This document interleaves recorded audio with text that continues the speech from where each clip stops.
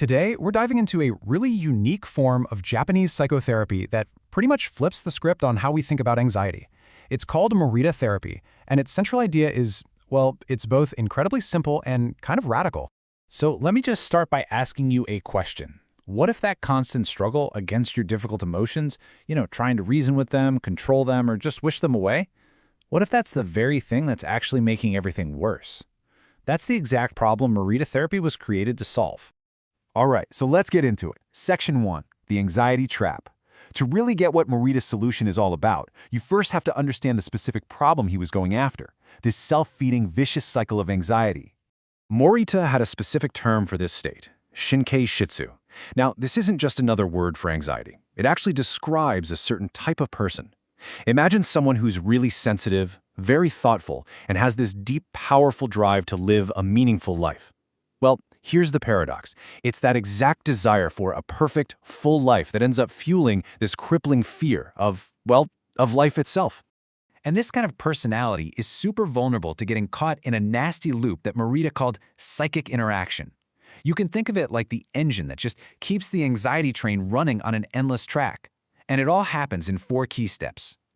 So here's how it plays out. It starts with something totally normal. Your attention just happens to lock on to a physical sensation, like maybe your heart beating a little fast. But because you're now focused on it, it starts to feel way more intense. And of course, that stronger feeling just grabs even more of your attention, which, you guessed it, makes it feel even stronger. This cycle just keeps repeating, spiraling, until you're in a state Morita called Tor-aware. Basically, you're trapped, completely obsessed with the very feeling you were trying to get rid of. So, you've got this trap. How do you get out? This brings us to Section 2, a radical new idea. You see, back in the early 1900s, while all his peers in the West were busy exploring the subconscious, a Japanese psychiatrist named Shoma Morita suggested a totally different way forward. And you have to realize, this was developed over a century ago. It was so far ahead of its time. Japan was going through this huge period of change and industrialization, and Morita brilliantly blended Western psychiatric ideas with the ancient wisdom of Zen and Shintoism.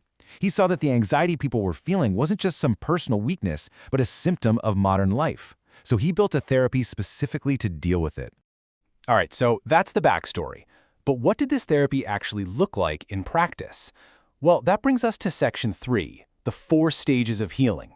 Morita designed a very specific 4-part residential treatment to methodically break that anxiety cycle.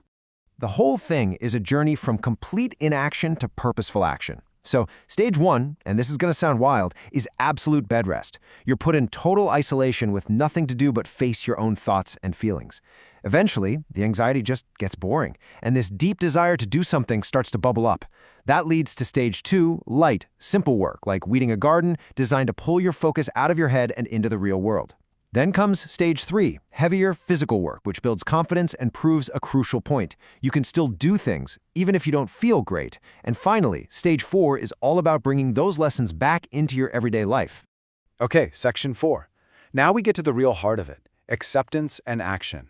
That whole 4-stage process we just talked about, it's all built on 2 incredibly powerful core ideas that are just as relevant now as they were 100 years ago. The first big idea is a concept called arugamama. This basically translates to accepting reality as it is. Think of it like this. You don't get angry at the sky for raining, do you? No, it's just weather. It comes, it goes. Morita says our feelings, anxiety, fear, sadness, they're exactly the same. You don't have to fight them, you just let them be. So if you're just supposed to accept the feelings, what then? Well, that brings us to the second principle, the real call to action. Koto nizusu, or doing what needs to be done. And this is the absolute game changer. It makes a super important distinction. Your feelings are uncontrollable, but your behavior, that is 100% controllable. So you accept the feeling of anxiety, you let it be there, and then you get up and you do what needs doing.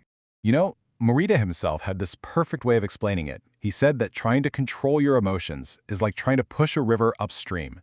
It's just this constant, exhausting, and totally pointless struggle against nature. The only thing you can do is learn to flow with it. Okay, so let's put this all into context. How does this very Eastern, century-old therapy stack up against the Western approaches most of us are more familiar with, like, say, cognitive behavioral therapy? That's what we're looking at in Section 5, East meets West. If you look here, you can see a really key difference. Traditional CBT, for instance, is all about challenging and changing your illogical thoughts. Then you have something more modern, like ACT, which gets a little closer. It tells you to just notice your thoughts without getting all tangled up in them. But Morita Therapy? It goes one step further. It says don't just notice your thoughts, fully accept them as natural facts of life. See, the ultimate goal isn't just to feel better, it's to live better, and just let those feelings come along to the ride. So this all sounds great in theory, but how can we actually apply it to our lives today? That brings us to our final section, a purpose-oriented life. A modern adaptation of these ideas, often called constructive living, boils everything down into 5 key principles about our feelings. So here they are.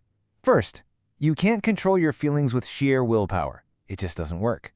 Second, you have to accept them as they are. Third, think of them as signals, maybe telling you that some action is needed.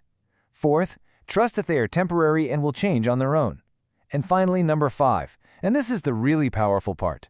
While you can't control feelings directly, you absolutely can influence them through your actions. Which really brings us to the final takeaway. Morita Therapy basically puts a choice in front of us. You can live a mood-oriented life where you wait to feel good or motivated before you do anything, or you can live a purpose-oriented life where you act based on what's important to you and you just let your feelings be whatever they're going to be. So the question I'll leave you with is pretty simple. Which one are you living?